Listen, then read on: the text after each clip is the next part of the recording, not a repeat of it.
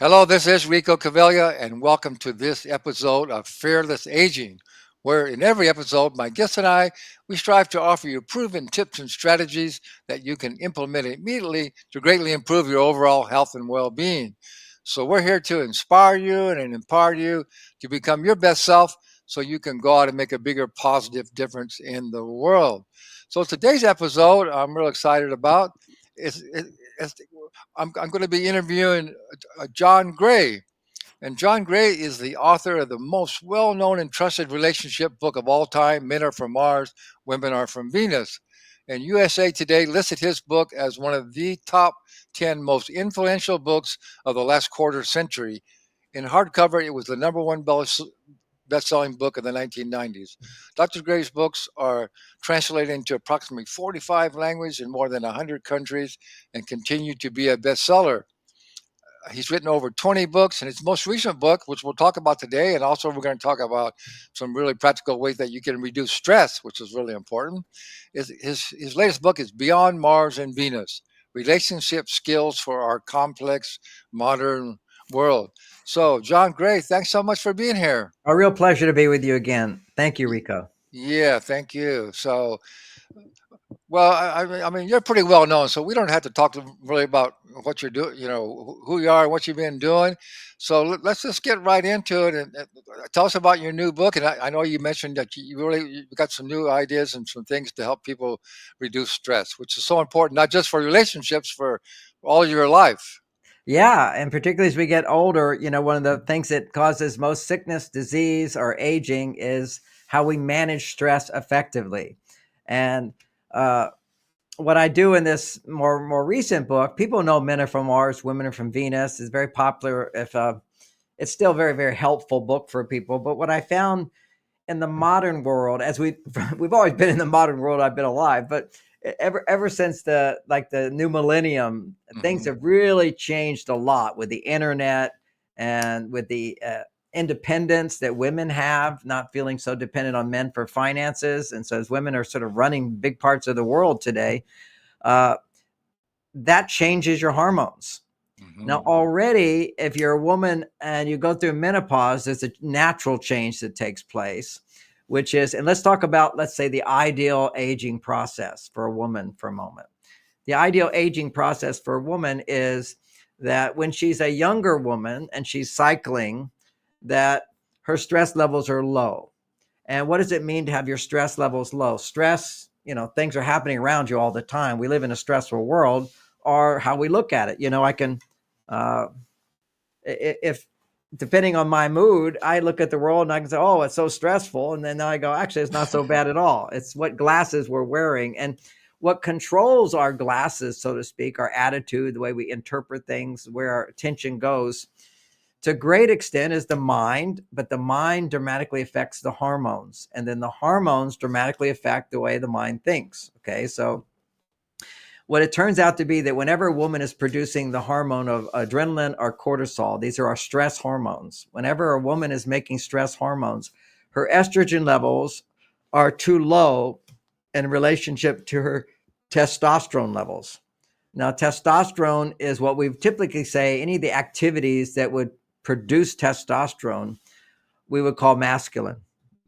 Okay, so it's if there's danger and you're going to save the day, testosterone goes up. If there's a problem and you're trying to solve the problem, testosterone goes up. If you're a woman and you're the CEO of the house, that's called mother, your testosterone goes up.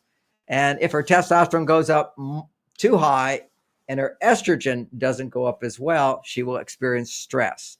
So anytime a woman is producing stress hormones, in most cases, there's always little exceptions that go into the fine details, but generally speaking, whenever a woman is producing stress hormones, her female hormones are not in balance and her masculine hormones are too dominant. So, what that would look like is that her estrogen levels, when she's cycling on the way towards ovulation, her estrogen levels will be too low. Whenever her estrogen levels are too low, she has stress hormones. And at that time, her testosterone levels will be too high. So we look at this in terms of kind of a yin yang idea. We all have a masculine and a feminine side. And women will produce, and we have the masculine and feminine hormones, which is the testosterone is the masculine hormone. Because whenever you're doing any jobs which are dangerous, dirty, difficult, hard, or require sacrifice, uh, as opposed to doing what you would like, doing what you love to do, doing what you enjoy doing what makes you happy. Those are all linked to our female hormones. When you feel safe, relaxed, at ease, joyful, female hormones. When you're feeling, I've got a job to do, have to get it done, I've got a deadline, I'm making a decision, that's your male hormones. Mhm. So I give you an example of some of these guys. I was listening to Joe Rogan recently, and he gets these guys that are like super athletes. And one of the super athletes he was saying, what's your routine in the morning? And he said, I get up at like 5 o'clock every morning and I do my long run, I do swimming, I do my cold plunge, this extreme 2-hour workout in the morning. And Joe says to him, and do you love it? He says, I hate it. I hate it. I hate it. I hate it. But when I'm done, nothing could upset me. I feel fantastic. Okay. So you would choose your suffering and then you can fully relax, so to speak. That's a big testosterone producer. Whenever you do something that is what's necessary to achieve a goal, whether you like it or not. Mm-hmm. And that's always been the male role, typically. It was like men were like, let me do the difficult stuff so you can be happy. Let me take on what's most suffering so you can be happy. Because we have a biology that supports that. Whenever you're making a sacrifice, not feeling resentful about it, but, hey, I want to make money. I choose to do what I have to do to make money. So I'm not resenting it unless I don't get paid.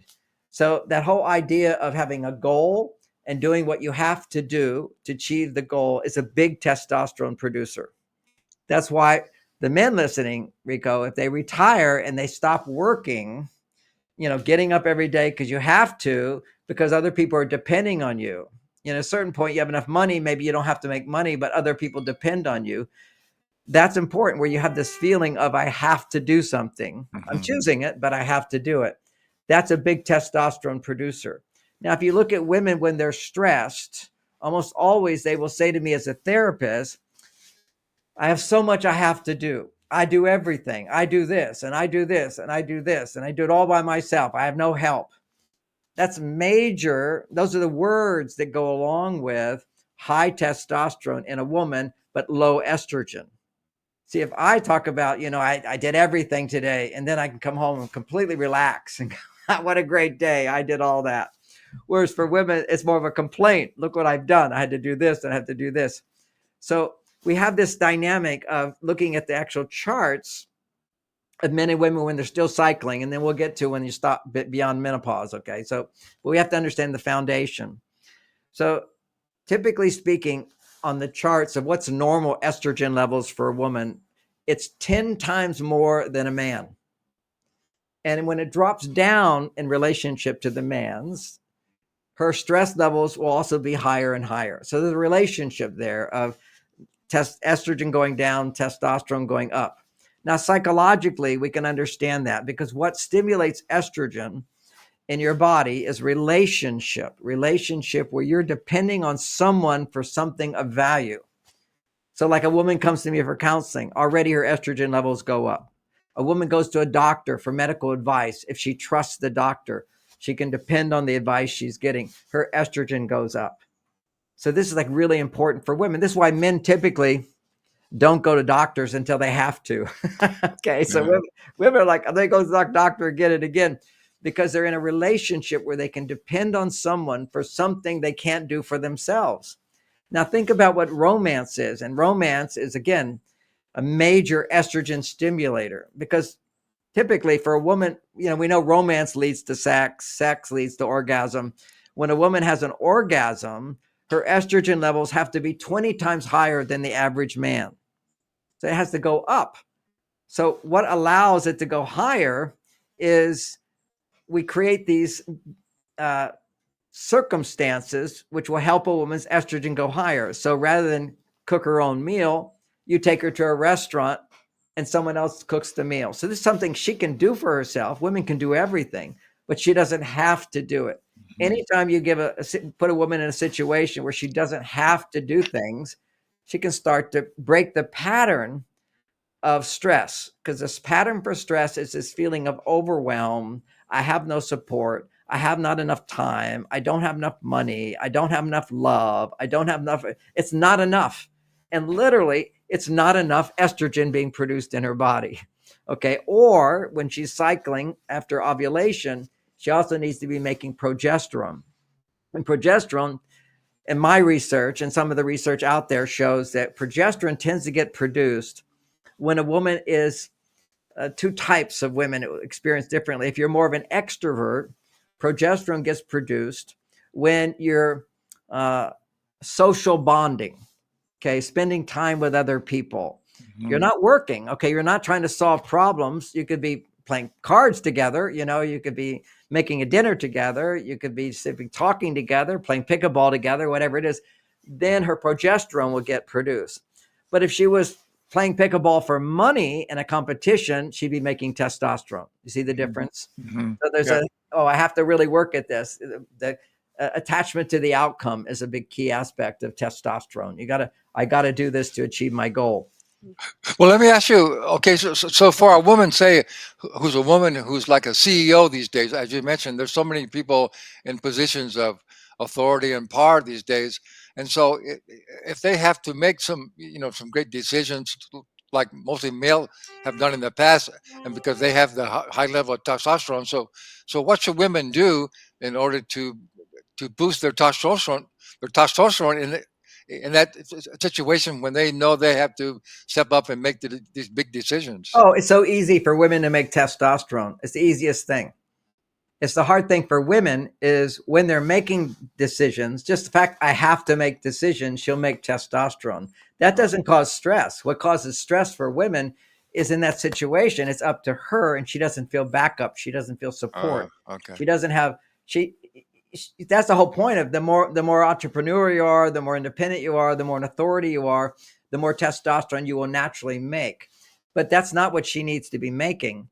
I mean, to make those decisions, to be in that situation, testosterone is not a bad hormone for her as long as it's balanced with her female hormones. That's the key.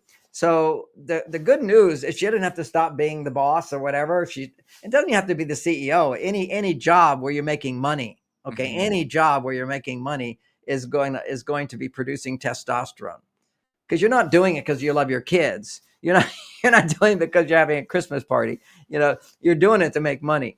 So when you do anything to make money, you're putting other people ahead of yourself. You're doing what has to be done. Remember the word have to. I have to do this in order to achieve this goal. Now, when I talk about men saying I have to, it's not the same thing. It's not like, I have to be on board to do this interview. I don't feel like I'm sacrificing anything because my goal is to do the best interview I can. So what do I have to do? I have to be on it. So there's not this feeling of that women have when they have this burden of, oh, I have to do this and I have to do this.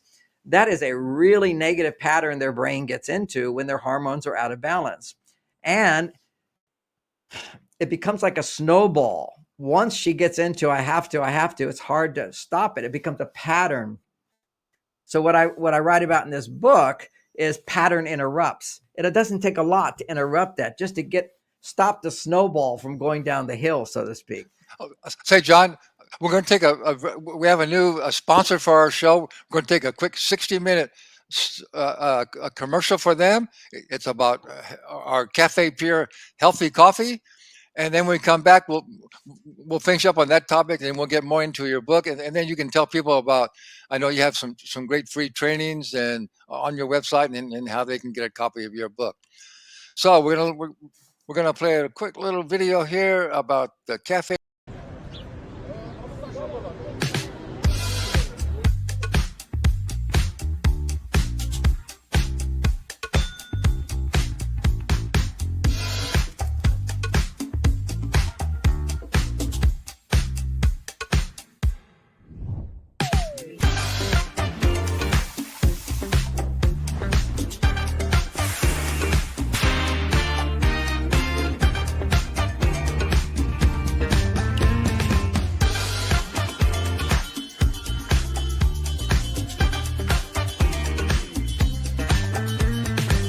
try a sample pack of low-acid, healthy Cafe Pure coffee with a 25% discount, go to livepure.com/ageless coffee and click on Cafe Pure at the top, and you can order your sample coffee. And I'm quite sure you're going to love it. All right, we're back with John Gray.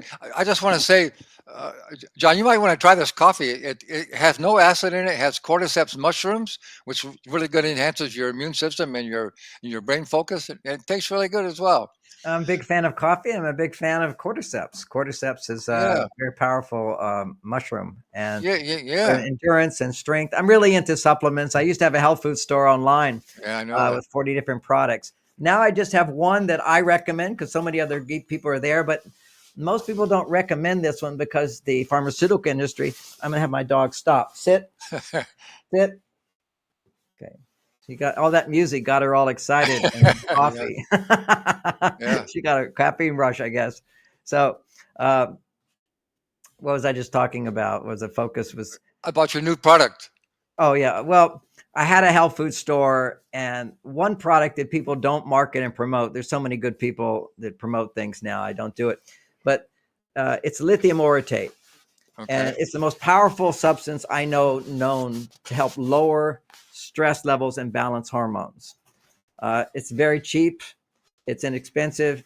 The pharmaceutical industry, if you live in any other country, you can't buy it. It's illegal. It's only legal in America because pharmaceutical industries don't have that as much control. We have a big, strong health food market here.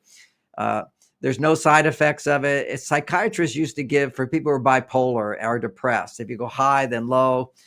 Uh, and if you have highs and lows and you take lithium orotate, you'll notice it within a day taking it. If you don't have highs and lows, you won't notice so much. But lithium itself has been proven to regenerate brain cells. And it's really important because you have an audience that wants to live longer and be healthier. Right. One of the things proven with lithium is that it will multiply your brain cells. At least they've proven it in a petri dish. They put it in a petri dish, you just start getting more brain cells. That regenerates them. It also balances dopamine and serotonin levels in the brain. The other most important thing that I take the most important elements, another one is more protein. Our biggest risk as we're getting older, it's not just we need to move our bodies for sure, but you've got to put more protein in your body to the extent that as women's estrogen levels have dropped. Now that's natural. When you go through menopause, it's natural for your estrogen levels to drop. But if you have adrenal fatigue, see, your adrenal gland will now produce that estrogen for women. It doesn't have to be as high when you were young. You can be still orgasmic as a woman as long as your estrogen levels don't in relationship to your testosterone. So the easiest thing for women and for any woman to fall into this trap is as you become more confident in life experience, you get a little jaded by life. You feel like, well, I can't depend on anyone. It's just easier to do things yourself, right? It's just like get it done myself. Well, it's so when you don't feel support in your life and you're a woman, it's so easy just to go over and go, I'll just do it myself. The flip side for men, and then they make more testosterone. They don't make as much estrogen, and they find that they have high stress levels, even though they're getting things done because they're doing it. So one of the basic skills, I'll come back to supplements in a moment, but one of the basic skills is talking. For women, talking is such an important thing, and having someone listen. Talking and listening, or journaling and listening to yourself, or pray and listen, like God listened to you. And in those things, very, very important. Talking is the most powerful estrogen stimulator for women. Now that's at one level. The double it, triple it is to feel the emotions that are inside, whether they're positive emotions or negative emotions. And I focus a lot on negative emotions because that's usually what everybody pushes down. You can't fully feel alive unless you feel both your positive emotions and your negative emotions. So for women, and this is particularly true for women, partially true for men, women need to do it a lot more than men. I need estrogen as a man too. There's no doubt about it. But I don't need 10 times more or 20 times more like women.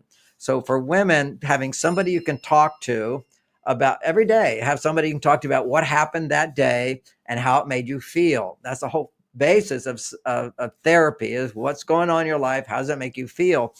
And ideally how do you feel emotionally? and then move from one emotion to another. In all my books, in this book, I have processing techniques to process your emotions. You see, there's nothing closer to your soul than your emotions. Think about a child who doesn't have the brain developed to get in the way of light shining through. The liveness in little children, that's why we like to be around them. And it's good to be around them for that reason, because we resonate. But when you have children, they're just so right in touch with their emotions of joy and wonder or sadness and fear, scare. All that emotion is like right next to the soul.